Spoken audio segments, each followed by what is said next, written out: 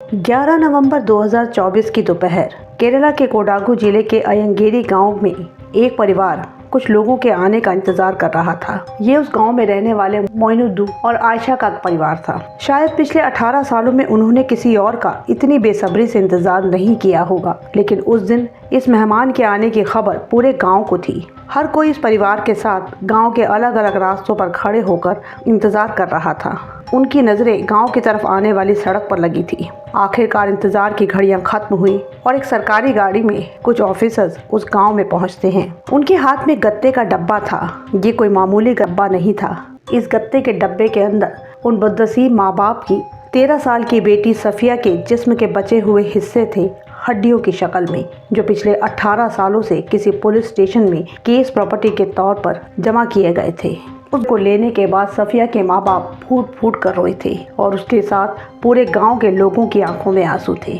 कौन थी सफिया और क्या थी उसकी दर्दनाक कहानी जिसने उसके माँ बाप को 18 सालों तक खून के आंसू रुलाए थे? उसी दर्दनाक कहानी को जानेंगे आज हम इस वीडियो में।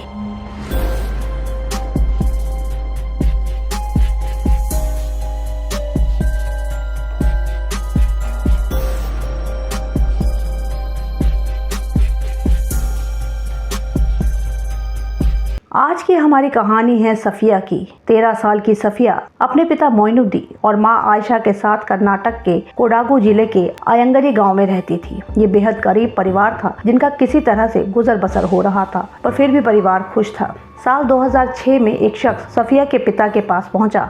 उसने बताया कि केरल के एक अमीर शख्स के घर काम करने वाली की जरूरत है। उस शख्स का नाम केसी हमजा था और उसके घर में उसकी बीवी और एक छोटा बच्चा था। इसीलिए घर के काम में मदद के लिए उन्हें किसी की ज़रूरत है। इसके लिए उस शख्स ने मोइनुद्दीन से सफिया को वहां भेजने को कहा। उसने बताया कि वो लोग बहुत अमीर हैं और वो इसके लिए अच्छे पैसे भी देंगे। अब घर में पैसों की ज़रूरत थी, पर फिर भी माँ बाप इतनी छोटी बेटी को वहाँ भेजने से झिझक रहे थे। तब 2-3 दिनों के बाद खुद केसी हमजा मोइनुद्दीन से मिलने के लिए पहुँच गया। उसने सफिया के माँ बाप को यकीन दिलाया कि वो सफिया को अपनी बेटी की तरह रखेंगे। वहाँ रहने के बदले उसे अच्छे पैसे तो देंगे ही, साथ ही वो सफिया की पढ़ाई लिखाई का भी इंतजाम करेंगे। अब ये सुनकर माँ बाप खुश हो गए कि चलो इसी बहाने बेटी पढ़ाई भी कर लेगी। सब कुछ तय होने के बाद हमजा सफिया को केरला के कासरगोड में अपने घर ले आया। दोनों घर अलग अलग स्टेट पे थे।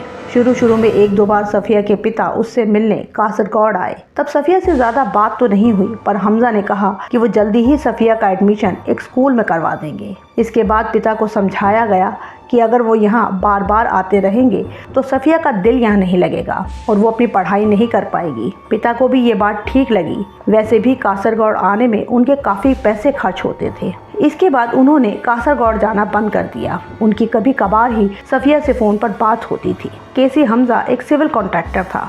उसे गोवा में एक बड़ा पुल बनाने का कॉन्ट्रैक्ट मिला जिसके उसे अच्छे खासे पैसे मिलने वाले थे। काम काफ़ी लंबा था। तब हमजा और उसकी बीवी ने गोवा में ही शिफ्ट होने का फैसला कर लिया। हाउस हेल्प के तौर पर वो सफिया को भी अपने साथ ले जाना चाहते थे, पर मुश्किल ये थी कि कहीं उसके माता पिता सफिया को इतनी दूर भेजने से इनकार न करते। इसीलिए इन लोगों ने सफिया के माता पिता को गोवा शिफ्ट होने की खबर ही नहीं दी। दरअसल केसी हमजा और उसकी पत्नी मैमूना को घर में काम करने वाली के तौर पर 24 घंटे की नौकरानी चाहिए थी। उन्होंने झूठ बोला था कि वो सफिया को पढ़ाएंगे, पर असल में उनका ऐसा कोई इरादा नहीं था। सफिया एक 13 साल की छोटी बच्ची थी। शुरू में उससे छोटे मोटे घर के काम करवाए गए। सफिया भी खुशी खुशी सब काम करती थी, पर उसकी पढ़ाई कभी शुरू ही नहीं हुई। हमजा और उसकी बीवी को हमेशा डर रहता था कि कहीं वो भाग न जाए या उसके माँ बाप उसे लेने न आ जाए। अब कासरगोड आने के कुछ समय के बाद ही नवंबर 2024 के महीने में ये लोग गोवा शिफ्ट हो गए, जिसकी खबर सफिया के माँ बाप को नहीं थी।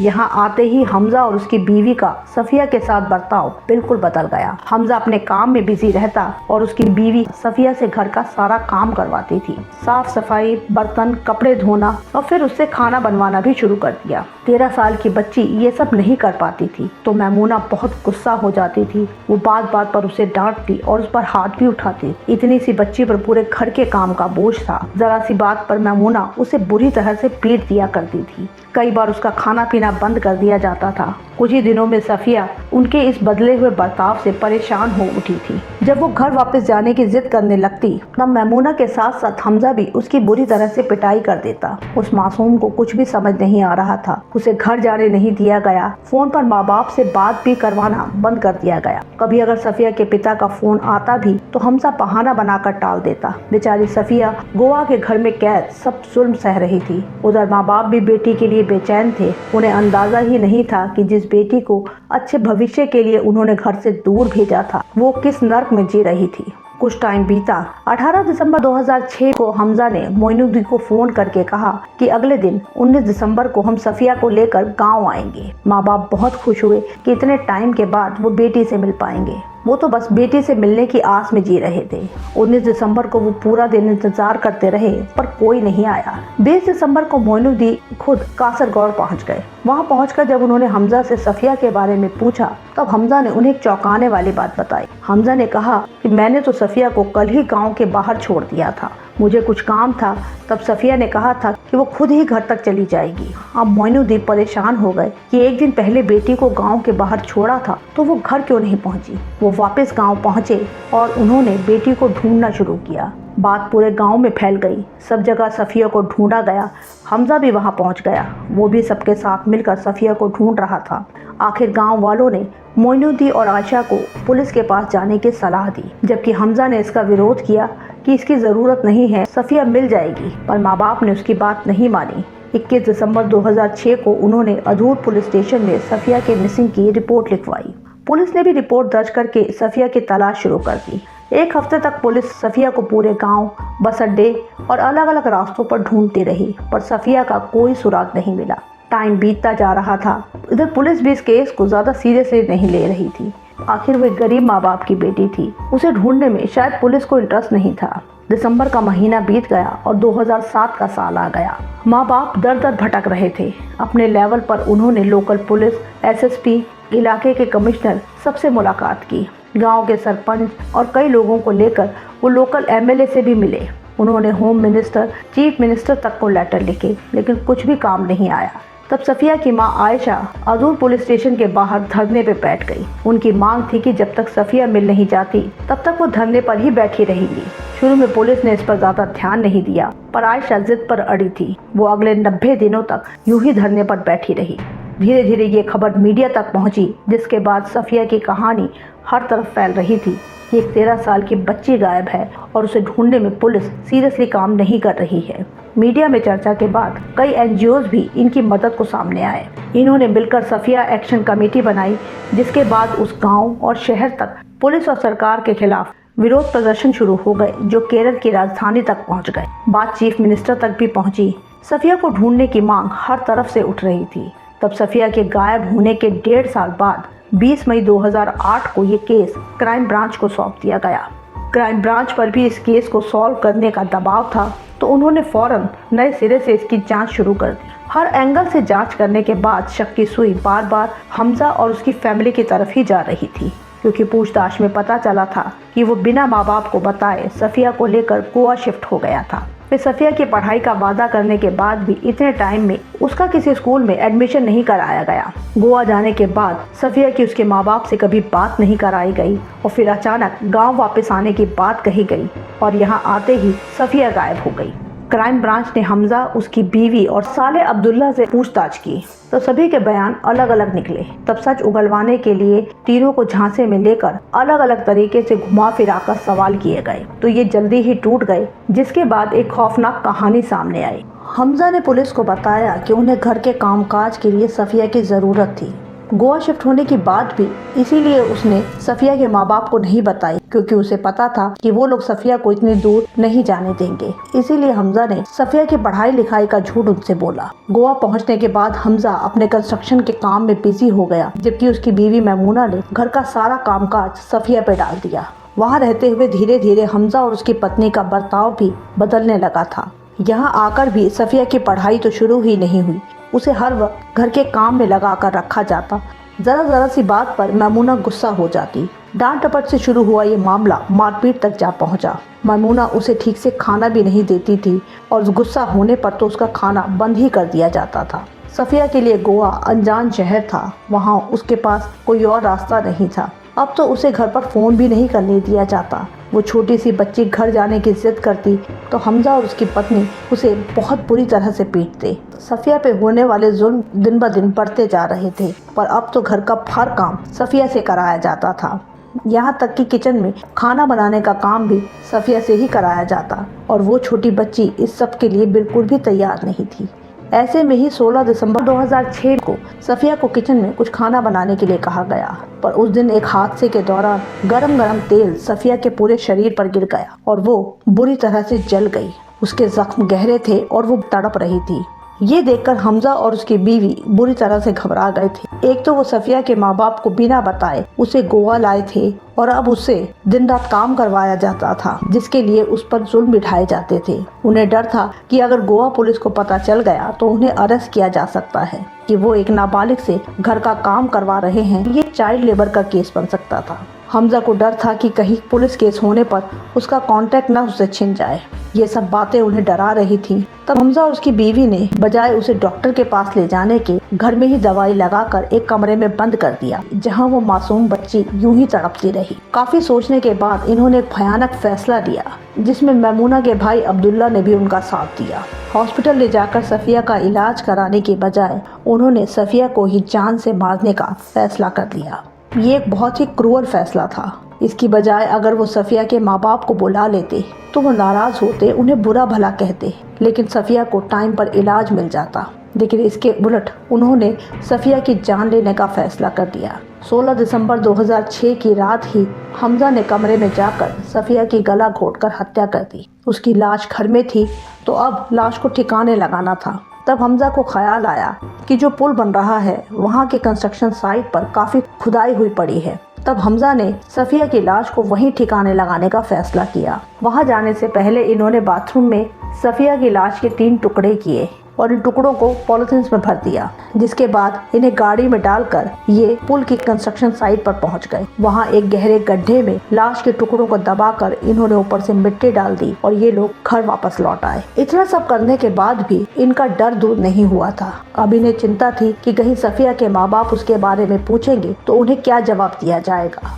कहीं वो उसे ढूंढते हुए कासरगौड़ ना पहुंच जाएं। तो इससे पहले कि वो पूछे, हमजा ने खुद ही उन्हें फोन करके 19 दिसंबर को सफिया को लेकर गांव आने की बात कही। पर ऐसा तो होने वाला नहीं था। जब मोइनुद्दीन ने कासरगौड़ पहुंचकर सफिया के बारे में पूछा तो हमजा ने उसे गाँव तक छोड़ाने का झूठ भी बोला। उसने सफिया के माँ बाप को पुलिस स्टेशन जाने से भी रोकने की कोशिश की थी, पर गाँव वालों के इकट्ठा होने से वो ऐसा नहीं कर पाया। पुलिस के ढीले रवैये की वजह से वो बचता रहा था। पर अब क्राइम ब्रांच की जांच के बाद सफिया के लापता होने की असली वजह दुनिया के सामने थी। सफिया के माँ बाप उसकी दर्दनाक मौत और मरने से पहले उसके साथ हुई हैवानियत को जानने के बाद सदमे में थे।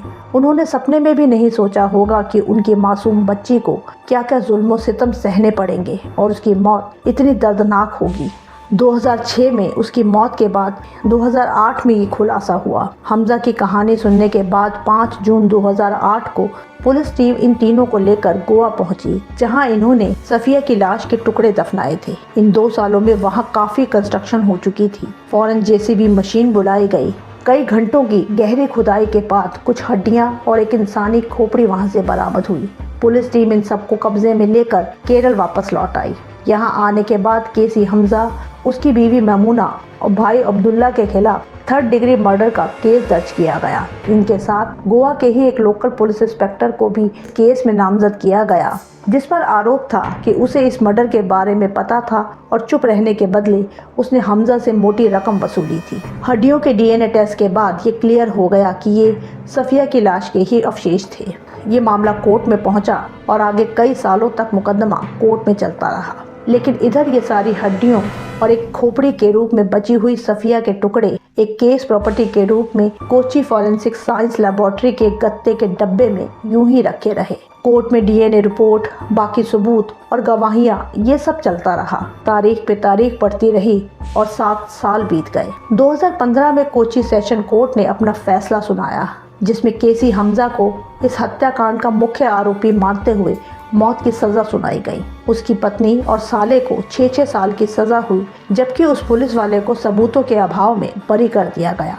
हमजा ने हाई कोर्ट में इस फैसले के खिलाफ अपील की, जहां आगे 4 साल और ये केस चलता रहा। 2019 में केरला हाई कोर्ट ने अपना फैसला सुनाते हुए सेशन कोर्ट के फैसले को पलट कर रख दिया, जिसमें हमजा की मौत की सजा को उम्र कैद में बदल दिया गया। उधर मैमूना और अब्दुल्ला की 6 साल की सजा को घटाकर 3 साल कर दिया गया, जो इस केस की सुनवाई के दौरान दोनों काट चुके थे।